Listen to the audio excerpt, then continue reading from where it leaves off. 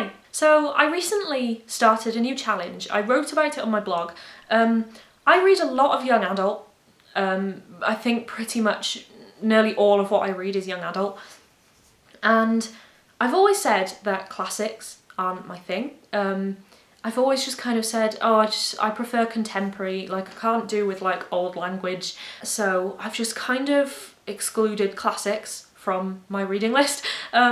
And I kind of thought recently, like, what if I'm missing out on so many books just because I'm just intimidated by them? I think that's what it is. I think I'm just intimidated by them. So I started a new challenge recently that I'm calling the 100 Classics Challenge.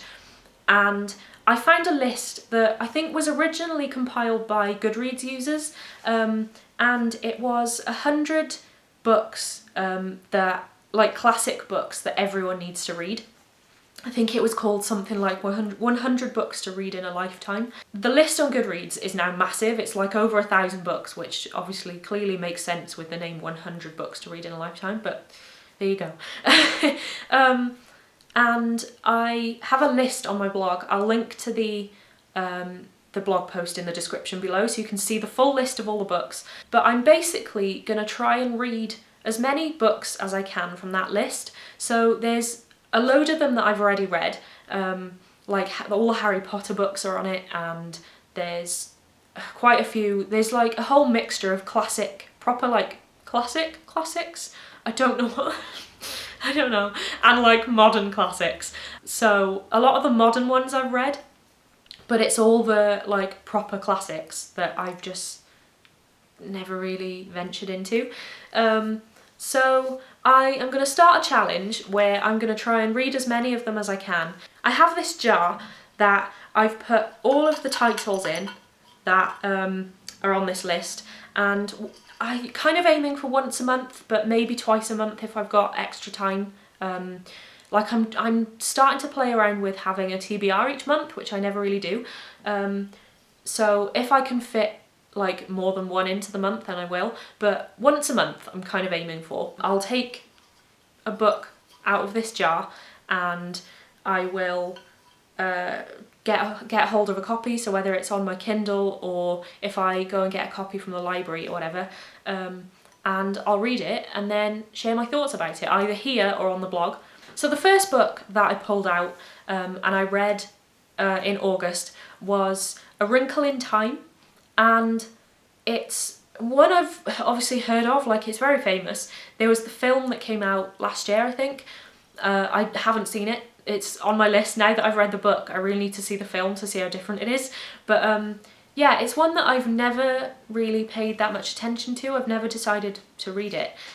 So I was kind of excited that it was the first one that I pulled out because it was one that I know of, and like it was one that I was like, oh, I wouldn't mind reading that. Turns out I have a lot of thoughts about it, which is why I'm gonna review it on my channel rather than in a blog post, because it's one of those that I think I just need to speak my thoughts rather than try and write them down. So I read it on my Kindle. I say Kindle, I have like a tiny tablet that I use as a Kindle.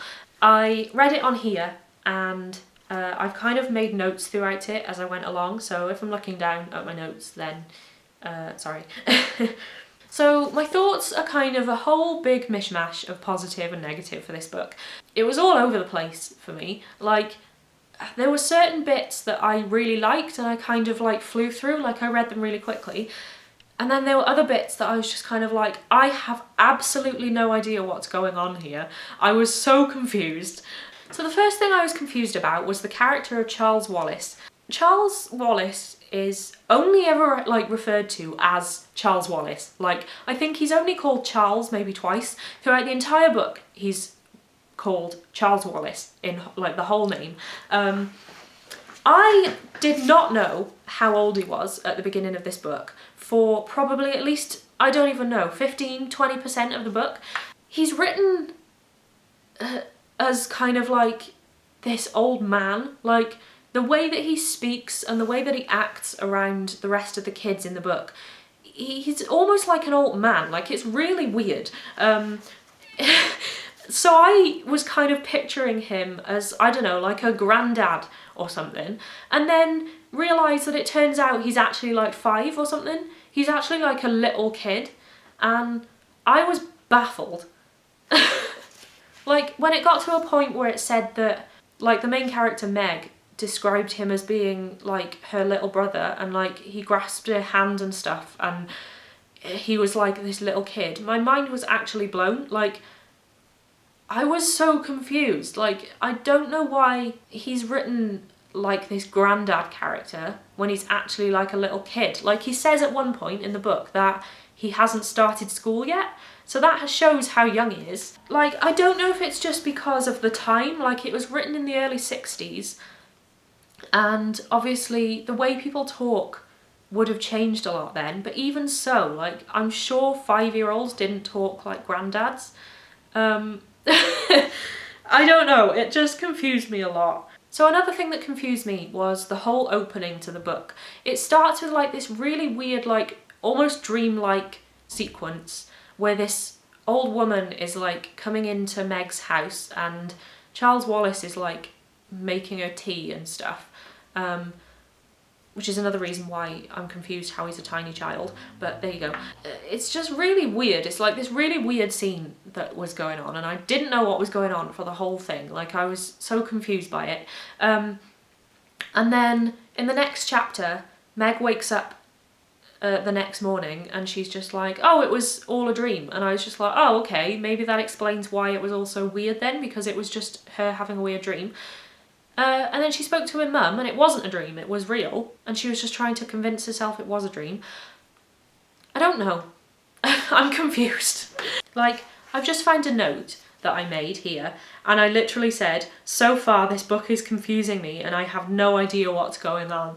And then at one point, one of the characters said that they were confused, and I just wrote, lol, same.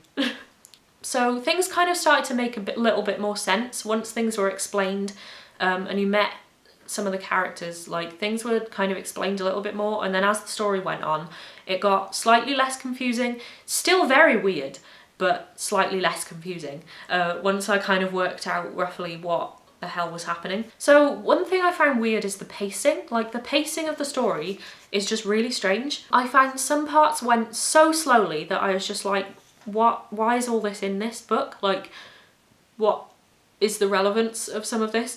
But then certain bits would fly so quickly that I felt like it needed more detail, and I was just like, I'm so confused what's going on. Like, this is moving so quickly. So it would go from being like a snail's pace to suddenly rushing too fast for me to keep up.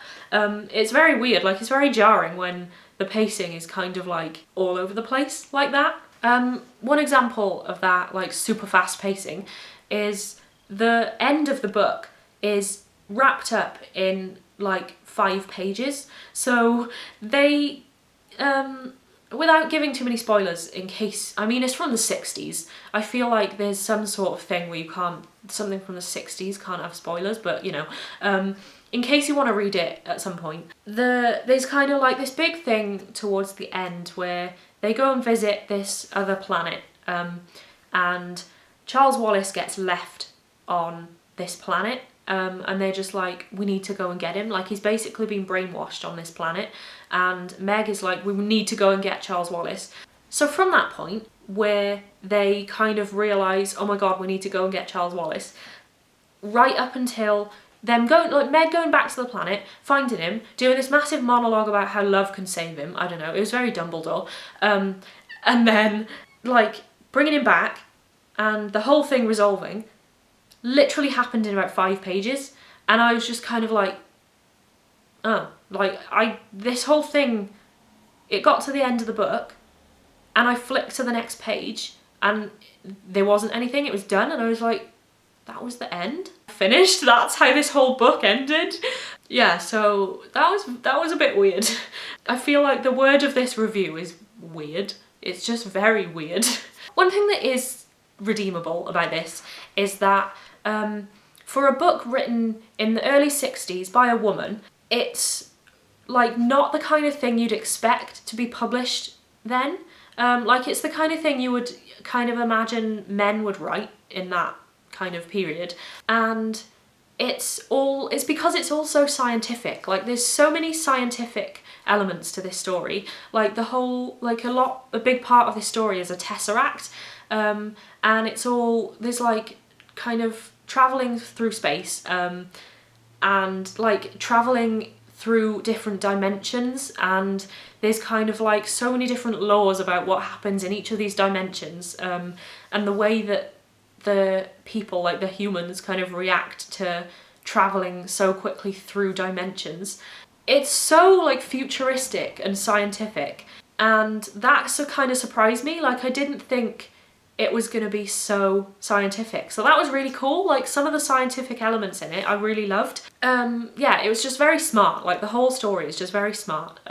I just kind of wish that the pacing was a bit better, and the whole Charles Wallace thing, like throughout the whole story they're saying that Charles Wallace is like this special kid, and they're just like Meg's mum is just like, you know he's different, like have you not realised that he's different to the rest of you? And she's like, yes, of course I've realised that he's different. And then there's no explanation for why. Like, please correct me if I'm wrong if you read this, but I can't remember reading an explanation to actually why Charles Wallace is different. Like, why is he this special kid that talks weirdly and he's one of the ones that has to kind of like lead this whole mission? I still don't know why. Like once I finished it, I racked my brains trying to think of why Charles Wallace is different and why he's so special. I don't know. If you can tell me why Charles Wallace is so special, then that would be very much appreciated, because I'm still confused. Like I know there's a second book where I think or maybe even the third book, he comes back and he's a bit older, he's like 15. So maybe I need to carry on reading the books to find out some of the confusing parts about this one, but I just feel like as a first book in a series it shouldn't be so kind of confusing and open-ended. I don't know. Please tell me if I'm wrong. As well as the book being really scientific, there were so many parts where God was brought up, and like there were so many kind of quotes from the Bible and monologues from some of the women in the story about God, and it was a very weird mix of like religion and science. I read a few Goodreads reviews after I finished it, and that's one thing that a lot of people are bringing up, is the fact that it's like this really weird mix between like religion and science. Like I know someone can be religious and into science, like I'm not debating that, but it's just very weird to read like this scientific book that's all about dimensions and a tesseract and stuff. And then you get these quotes coming through about like God's power and stuff. I was just kind of like thrown off. It was a bit weird. It took a bit of getting used to. Like I was just like, oh, there's another quote there about God. Yeah, it was a bit strange. For a book that I have so many mixed thoughts, like I enjoyed it. Like I finished the book and I was just kind of like, that was fun. Like I enjoyed that. I didn't dislike the book. The story was really interesting. Like the point where they go to this other planet in another dimension, and everything is kind of really odd and weird, and like everyone is in sync. So like all the kids are bouncing balls in sync, and then at exactly the same time, like their mothers open the door to the house and the kids all go in, all in unison.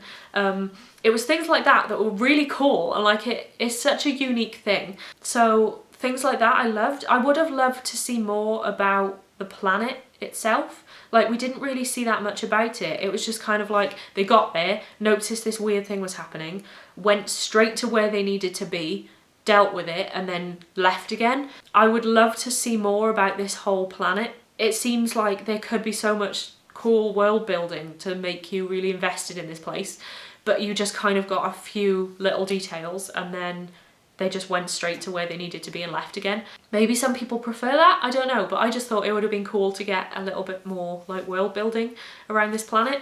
But yeah, I really liked this story. Like I enjoyed it, and I got to the end and just thought, oh, that was a good story. I mean, despite the ending being really abrupt and rushed. Yeah, but there's just so many weird elements in it that kind of made me think, I don't know how the hell I'm gonna rate this. I think my rating on Goodreads, I gave it like 3 stars, because that's kind of like, I liked it. like, it was good. I didn't love it. There were parts where I was just kind of like, what is this book? What am I reading? But yeah, it was a solid 3 stars. It was alright. I am glad that it's the first one on this classics challenge that I read, because it was like it was so quick. It's something like, I think it's like less than 200 pages or something. It's really short. I think I read it in just like a couple of different sittings. So yeah, for the first one in this challenge, it was a lot of fun, and I'm excited to see some other books in this challenge and if my thoughts are as all over the place as this one. So if you want to see more about this classics challenge, even if you want to get involved yourself, that would be really cool if you did. I will link to the blog post below so you can see the list of all the 100 books that I'm including in this challenge. And yeah, if you want to join in with this challenge, then that would be really cool. I'd love to see which books you end up reading. Whether you do it where you just pick a book off the list to read, or if you do it like I have with my like book jar, where I'm going to pick one out each month. Yeah, I'm kind of excited to see where this challenge goes. So if you've read A Wrinkle in Time, let me know what your thoughts were. I'm going to watch the film soon, I think, so I can kind of see how the film deals with it. I wonder if Charles Wallace is going to talk like a granddad in that too. Let's see. So for more reviews like this, subscribe to the channel. I've started doing a lot more book reviews, but I also do other things to do with books. So if you're a lover of BookTube, then subscribe to the channel below. That would mean a lot. And I will see you soon with another video. Bye!